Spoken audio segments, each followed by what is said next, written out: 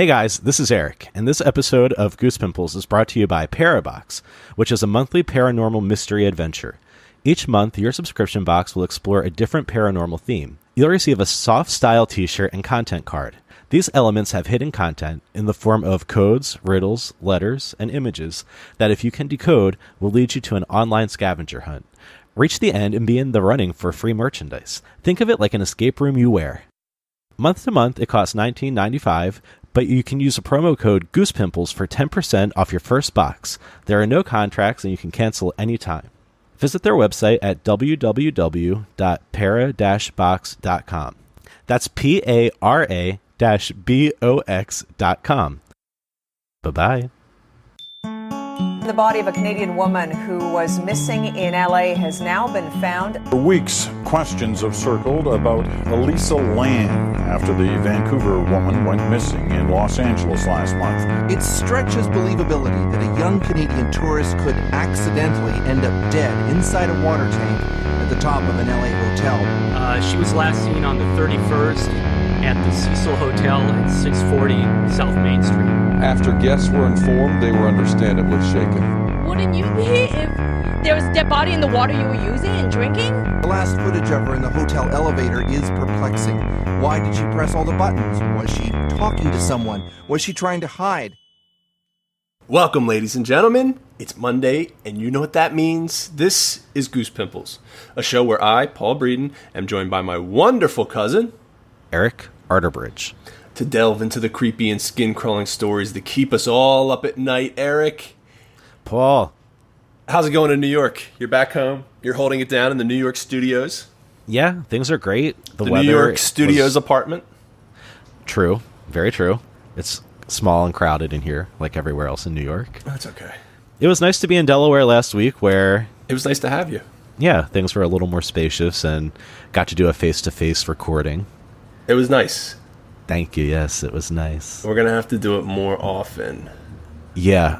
Yeah, you might as well come back up to New York sometime soon. Yeah, we'll work it out. Okay, great.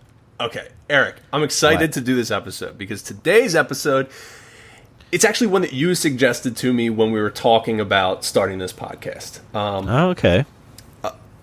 When I started to look into the subject, things started to kind of unravel, and I found out it's a lot deeper than I thought it was. Oh, really? Yeah. Eric, I want to start this episode off by telling you about the Korean elevator game. I've never heard of that. You've never heard of it? No. Do you think, just based off that you can guess what this episode is about? Well, I have a feeling it's going to be about Elisa Lam. Let's see if you're right.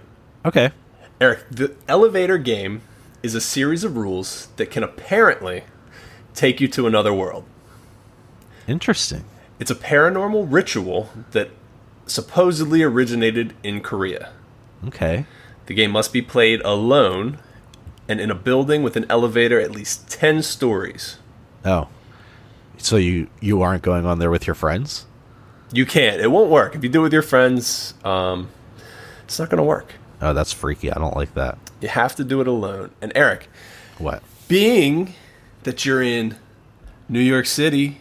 Yeah. The Windy City. Uh-huh. The Golden State. Okay.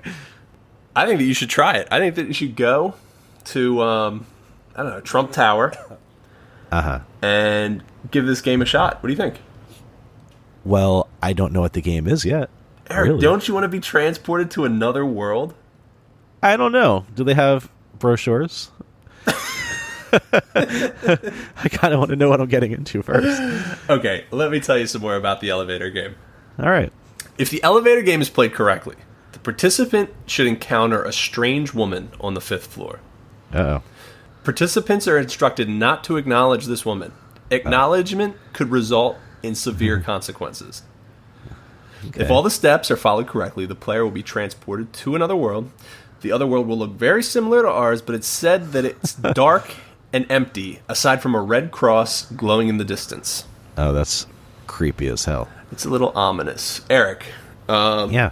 So I was looking into this elevator game. I was trying to find more about it. Okay. I can't find And no one seems to be able to find any kind of ancient Korean origins for this. Well, elevators haven't been around that long. Right, and that could be part of it. The game actually seems to have appeared first on Reddit, I believe, and some Korean websites. But I do have the rules. These rules have been translated. And here it is. Like I said, the requirements are 1 participant, 1 building, at least 10 stories high with an elevator. Mm-hmm. And then you just follow these steps. It seems pretty simple. Here's what you do. We're going to go through it step by step. If you guys want to try the elevator game at home, I'm not going to recommend it. If you end up in another dimension and trapped in a water tower or killed by demons, I'm taking no responsibility. But I will post these rules on the website, www.goosepimplespodcast.com. If you want to follow along or print them out for your own use, that's up to you. Here are the rules, Eric. Damn. Enter your chosen building and get into the elevator on the first floor. Alone. Do not proceed if anybody else is in the elevator with you. You got that? Okay. Got it. Simple enough. Uh-huh. Next, you're going to press the button for the 4th floor. When the elevator reaches the 4th floor, do not get out. Instead, remain in the elevator and press the button for the 2nd floor. Are you following? Yeah, but there's a good possibility somebody else is going to come in the elevator on the 4th floor. No, you don't want them to come on the 4th floor. You want them to come on the 5th floor. We'll get to that. Okay, yeah, but you can't really help it if somebody hops on with you. Okay, well, then you got to scrap it and try again. Okay. So, all right, doors close. Okay, so you get in the first floor, press the button for the 4th floor. Don't get out on the 4th floor. Instead, press the button for the 2nd floor. When you reach the 2nd floor, remain in the elevator and press the button for the 6th floor. Oh, my God. When you get to the 6th floor, remain in the elevator and press the button for the 2nd floor. Okay, this is When you reach the 2nd floor, Eric, remain in the elevator. Yeah, I'm catching on. Press the button for the 10th floor. Oh, my God. Eric, when you reach the 10th floor, this is very important. You remain in the elevator and press the button for the 5th floor. Got it. Okay, so now we're going to the 5th floor. This is where things are going to get crazy, I'm thinking. When you get to the 5th floor, you may start thinking this is a crock of shit. Yeah. You're just pushing buttons and staying in an elevator. When you get to the 5th floor, you should see a young woman enter the elevator. Uh-oh. Do not look at her. Do not speak to her. She is not what she seems. Uh-oh. You are to press the button for the 1st floor. If the elevator begins to ascend to the 10th floor, instead of descending to the 1st floor, you may proceed. If the elevator descends to the 1st floor when you press the 1st floor button, exit as soon as the doors open. Do not look back. Do not speak. I think that is probably the end of the game for most people. But if when you press the button for the 1st floor, the elevator goes up instead of down, and you reach the 10th floor, you may either choose to get off the elevator or stay in it. Okay. If you choose to get off, and if the woman entered the elevator on the 5th floor, she will ask you, where are you going? Eric, do you know what you should do when she asks, where are you going? Tell her, mind your own fucking business, you bitch. No, Eric. That's acknowledgement. That's what she wants. Oh, no. Okay, don't say that. You do not answer her, and you do not look at her. Okay. You will know whether you have arrived at the Otherworld by one indication. What's that? One indication only. The only person present in it is you. Uh-oh. So, it seems to me like this is a lot of trouble just to get to an empty world. Yeah. But yeah, what's the point? I will say there have been times where I wish to God I was the only one in the world. What about your beautiful wife and your daughter? Your daughter on the way. You know, every once in a while. Okay, here's the return trip. If you choose to stay on the elevator at the 10th floor, press the button for the 1st floor. Okay. If it doesn't work, keep pressing it until it finally does. And this creepy woman is still in the elevator. She's with you, right? Don't look at her. Oh, dear God. When the elevator reaches the 1st floor, as soon as the doors open, do not look back, do not speak. just get out. Uh-oh. If you choose to exit the elevator on the 10th floor, if you go through all the steps, everything works, you get to the 10th floor, you must use the same elevator to return as the one in which you arrived. When you enter the elevator, press the button in the same order you did steps 2 through 8. You should finish on the 5th floor. Uh-oh. When you reach the 5th floor, press the button for the 1st floor. The elevator will again begin to ascend to the 10th. Press any other floor's button to cancel the ascension. You must press the button you used to cancel the ascension before you reach the 10th floor. Eric, this is very important. Well, what happens if you forget to push it before you reach the 10th floor? I'm not sure. It doesn't say. It doesn't give you the consequence? I don't know, maybe it does. There's more.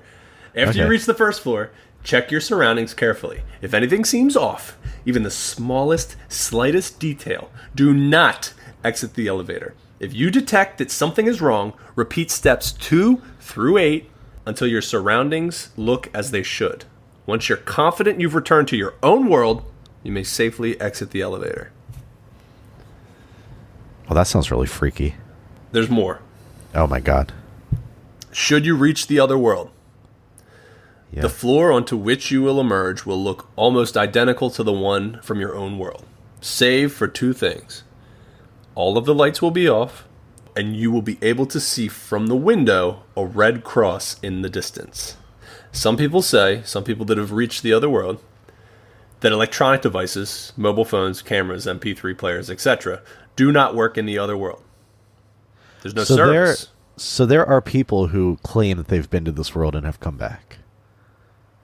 Yes, I guess so. I'm under the assumption that some people have tried and claim that they were successful.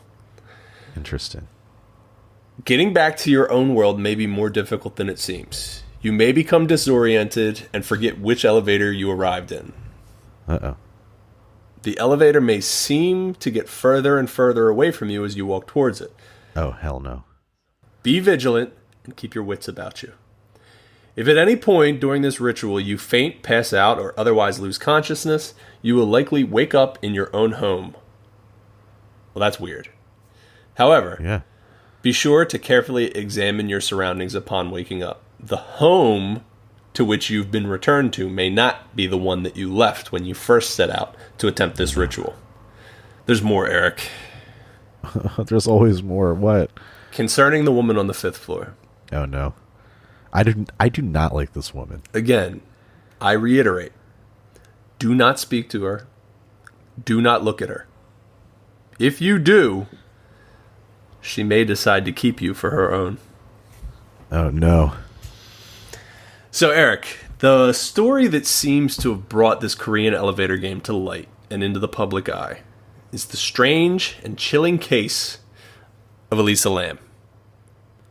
You're familiar? Yeah, I know the story. I somehow stumbled upon it several years ago, and when I was reading about it and watching the videos, it shook me to my core. It's very, very, I guess strange is the word. Creepy. I mean, it's creepy. Okay, if you haven't seen the Elisa Lam YouTube clips, surveillance footage, I urge you, before you listen to the rest of this episode, just so you have frame of reference, do it. Go on YouTube, type in Elisa Lam, Elisalam. I guarantee you the first videos that come up will be the ones you're looking for. Yeah, it's so freaky. In January of 2013, Elisa Lam, a 21-year-old Canadian student at the University of British Columbia in Vancouver, embarked on a solo trip around the west coast of the United States. Elisa referred to it as her West Coast tour. During the first leg of her adventure, she frequently contacted friends and family, as well as posted photos online of herself in different locations along the way.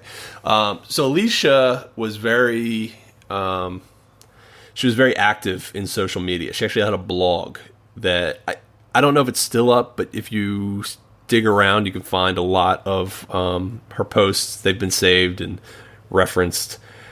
And when was she in California? Well, so she started her trip. It was in January of 2013. Okay. When were you in California, Eric? Before that, I was there 2010, 2011. Oh, okay. Yeah. You're off out the of there hook in then. the nick of time. Yeah. Okay, on January 26th, Elisa arrived in Los Angeles. Elisa checked into a place called the Cecil Hotel. Eric, no joke, we could probably do an entire episode on the Cecil Hotel alone. Maybe we will in the future. Yeah, I remember reading a lot of crazy, creepy things happen there. It's nuts. I have a list of, and we'll go over it. I just wrote down just to give people a sense of how creepy and almost tragic this hotel is. I made a list of deaths and suicides that have happened, and we'll go through it. Basically, the Cecil was built in 1924 as a destination for business travelers and tourists. If you see the building, it's built in the classic Art Deco style. It screams early 1900s LA, 1920s, early Hollywood. Yeah, which sounds great. That's the golden age of Hollywood, right? Yeah. The problem is today the hotel has a bit of a darker reputation. Oh yeah. So now things have changed in Los Angeles, and unfortunately for the Cecil, it's located off of what has become Skid Row. Oh no.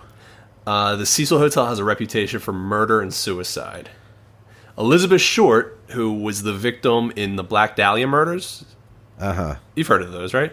Oh yeah. It's LA's best unknown or unsolved killing. Oh no. Best known unsolved killing. It's believed to have she's believed to have made her last stop at the hotel before her death in 1947. The hotel was also the residence for serial killers Richard Ramirez, the Night Stalker, and Jack Unterweger, who I'm not as familiar with, but he basically lived at the Cecil Hotel in 1991. Okay, Eric, this is gonna be rapid fire here. Okay. This is some of the incidents that are associated with the Cecil Hotel. Tell me. 1931. W.K. Norton checks into his hotel room and then takes a number of poison capsules and dies. Oh. 1932. Benjamin Dotich was found by a maid with a self-inflicted gunshot wound to the head. 1934. Lewis Borden slashes his own throat with a razor in his room. 1937. Grace Margot falls from a 9th-story window. 1938, Roy Thompson leaps from the hotel's top floor. His body was found on a skylight of the next-door building. 1939, Erwin Neblett dies in his room after taking poison. 1944, Dorothy Purcell gives birth to an unexpected baby after waking up with stomach pains. She throws the baby from her hotel window. Oh, no. 1947, Robert Smith dies after falling from the 7th floor. 1954, Helen Gurney jumps from the 7th floor and lands on the hotel's marquee, dies. 1962, Julia Moore jumps from the 8th floor window. 1962, Pauline Otten jumps from the 9th floor window after an argument with her estranged husband. 1964, Goldie Osgood was found dead in her ransacked room by hotel workers. She had been stabbed, strangled, and raped. And in 1975, an unidentified woman jumped from the 12th floor window. I stopped in 1975, but that's 1931, 32, 34, 37, 38, 39. This place does not have a good track record.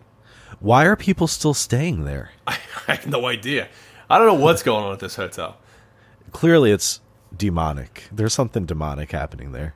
Yeah. And that's a common belief that some of these killers who have stayed here maybe still stay there, if you know what I mean, if you get my drift.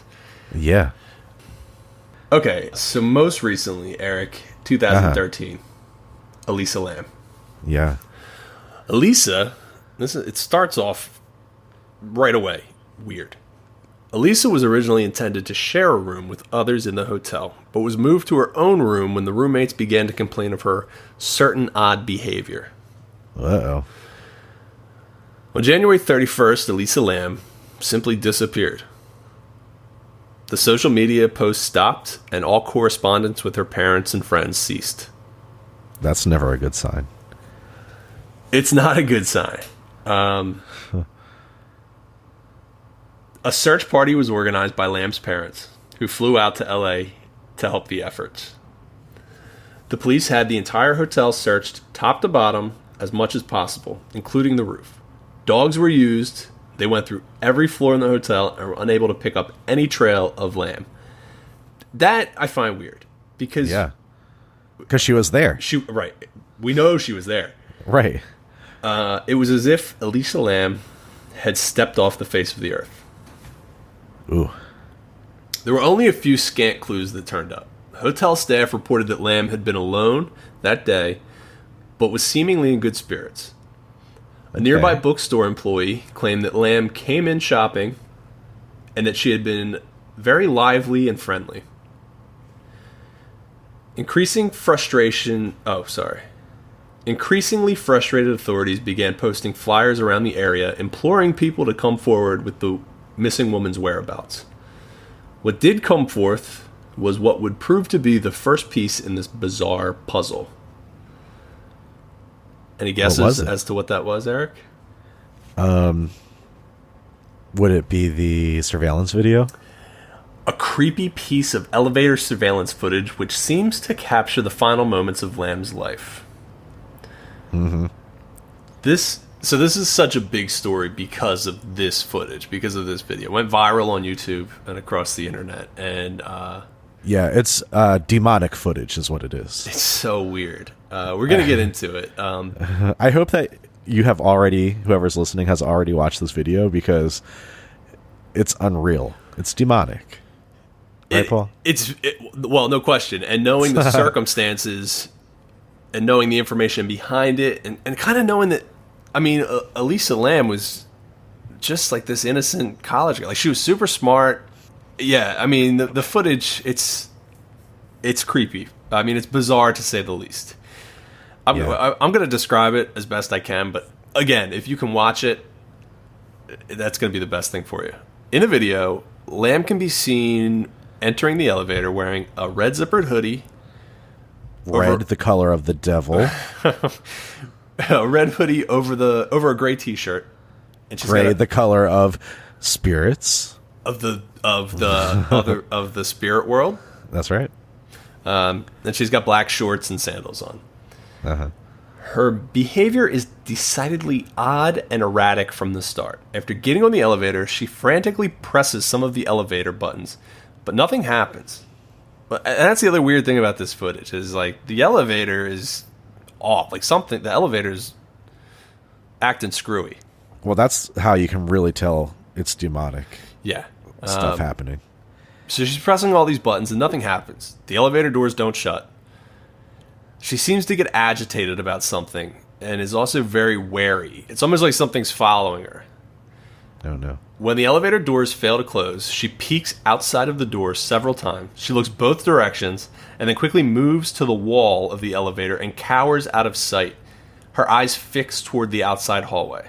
So in the video, when you watch it, she sticks her head out, looks both ways really frantically, and then like tucks herself into the corner that anything walking towards the elevator won't be able to see her. Damn. She then steps almost out of sight and around the corner. So she gets out of the elevator. She pulls her hands out of her pockets and puts them up to her ears before stepping back into the elevator and frantically pushing buttons again and again, seemingly methodically pushing them in a line down the panel. None of the buttons are doing anything. The elevator's not budging. The doors just stay open. The whole time. There's nothing blocking the doors. Buttons are pushed to go to different floors, but the doors do not close.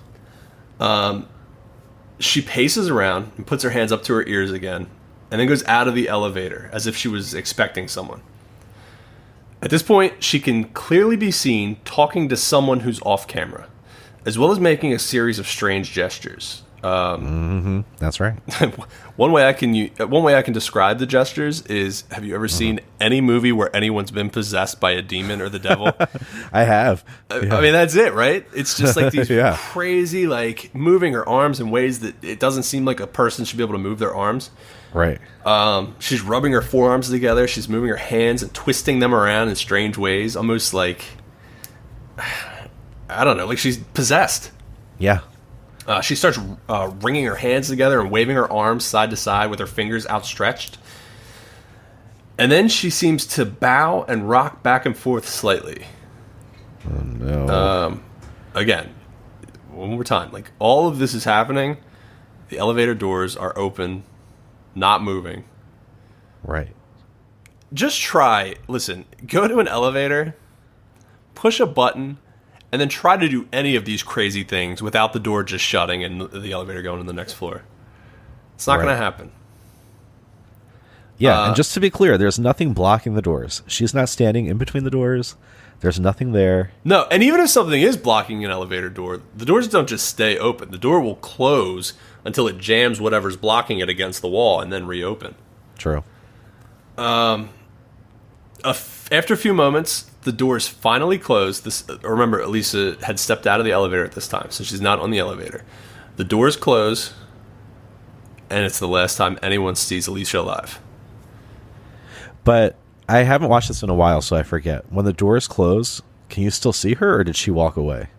No, she leaves the elevator and does her crazy movements, and then she starts to walk down the hall. So she's gone. You don't see anything. And as soon as she's off camera, she walks away, and then like a few close. seconds later, they close, and then it goes to the next floor, opens, closes, goes to the next floor. Right? Yeah.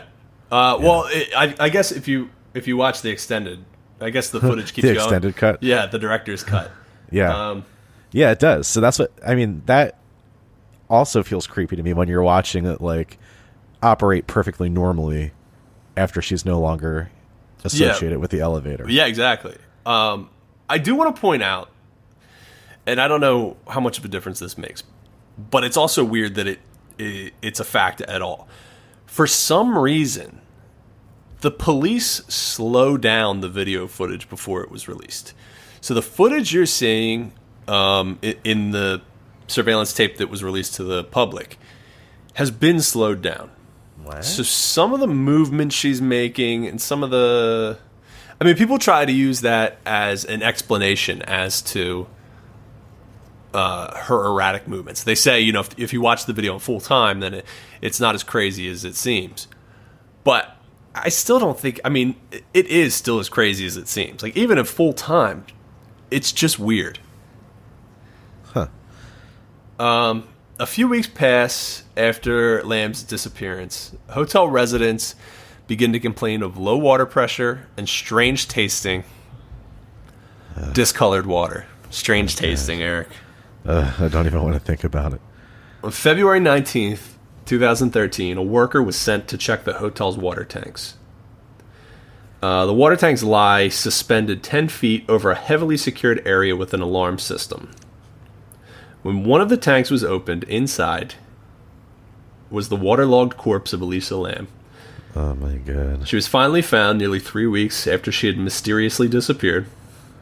She was completely nude and covered in a sand-like substance.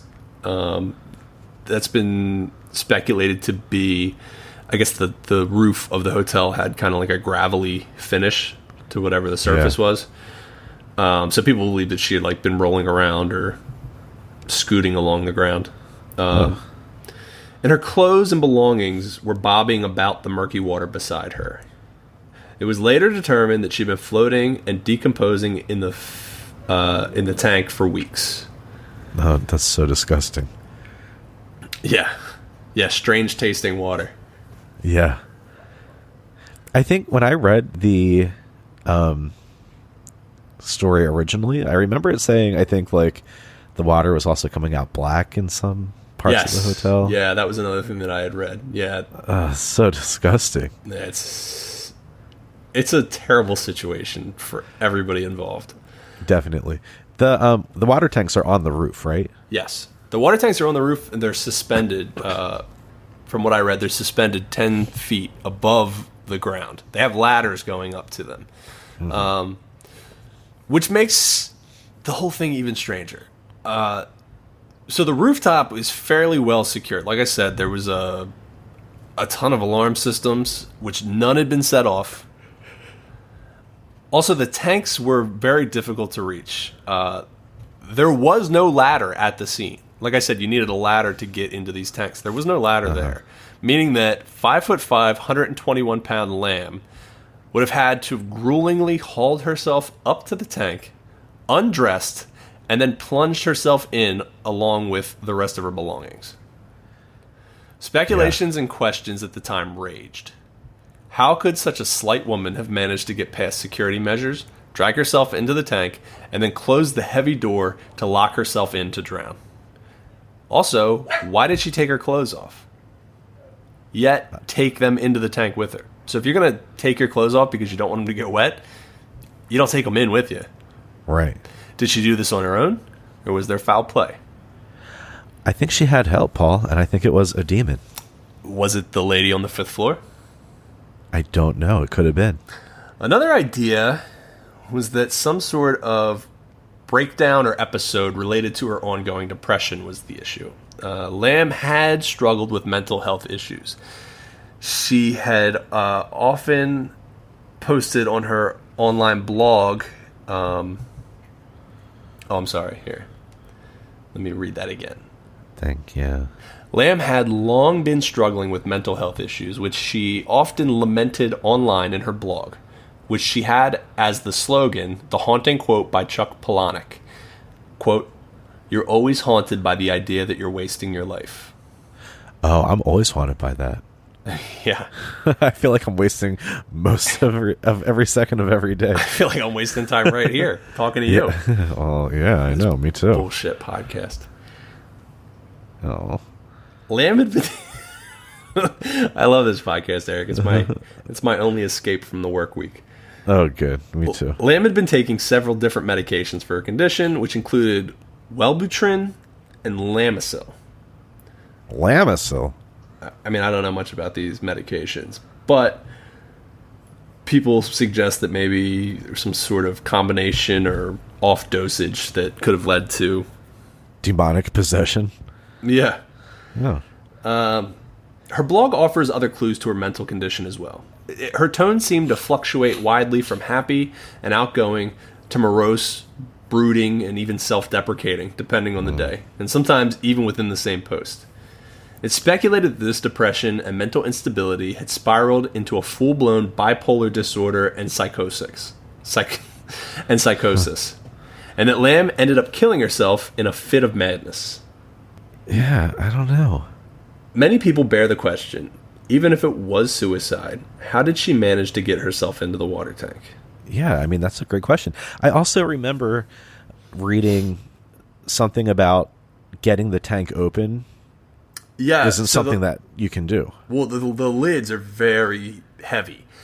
And they said when they found her, the water levels were they were low. So once she got in, the question was, how did she get into the tank and then reach up to close the metal door?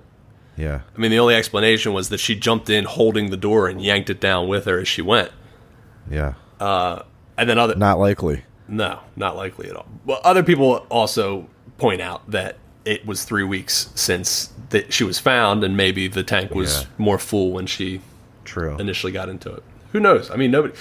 How is there no surveillance camera on the roof? That's my question. Well, I think that most roofs don't have surveillance cameras, right? Do you think maybe it was just from what it seems, because there's no footage of what happened after she left the elevator. Was the elevator the only place in this entire fucking hotel that had a surveillance camera?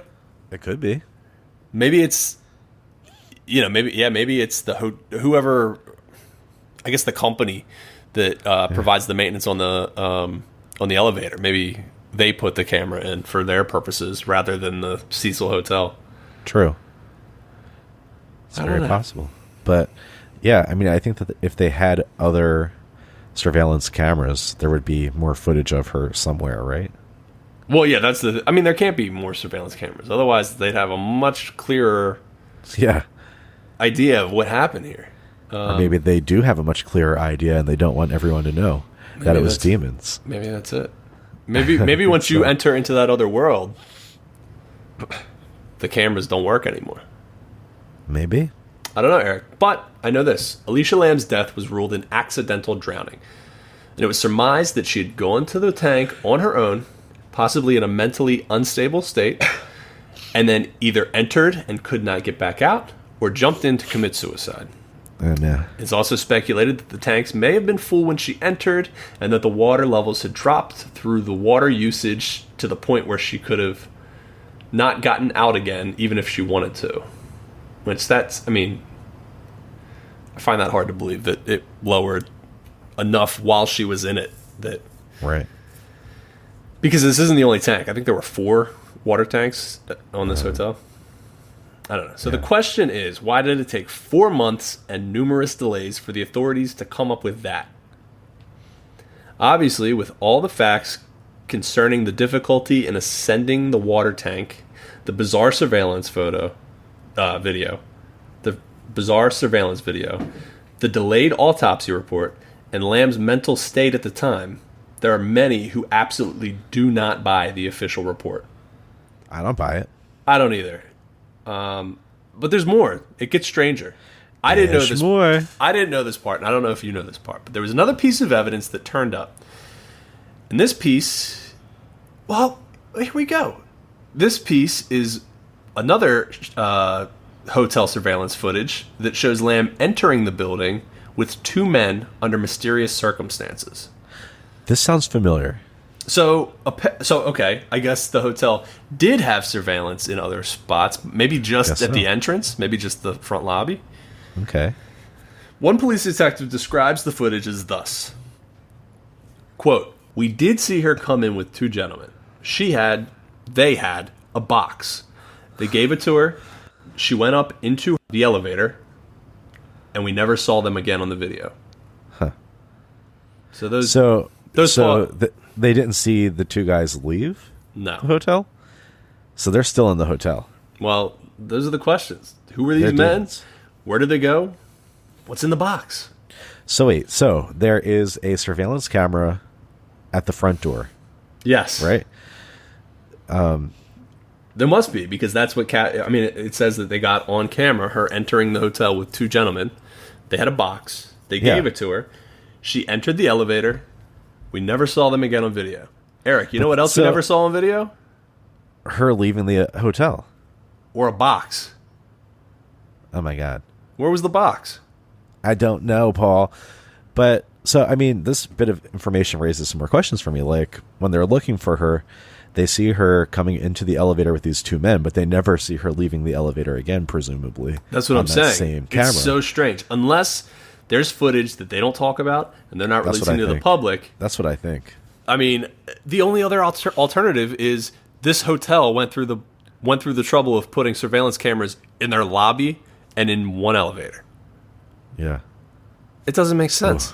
Doesn't make sense, Paul. It's demons. Well, there are other theories surrounding Lam's death. One being that she was possibly possessed by the spirit of the Night Stalker, Richard Ramirez. Remember, Richard Ramirez lived at the Cecil Hotel during his streak of killings, during his mass murders. Oh, no. So maybe his spirit is haunting the building?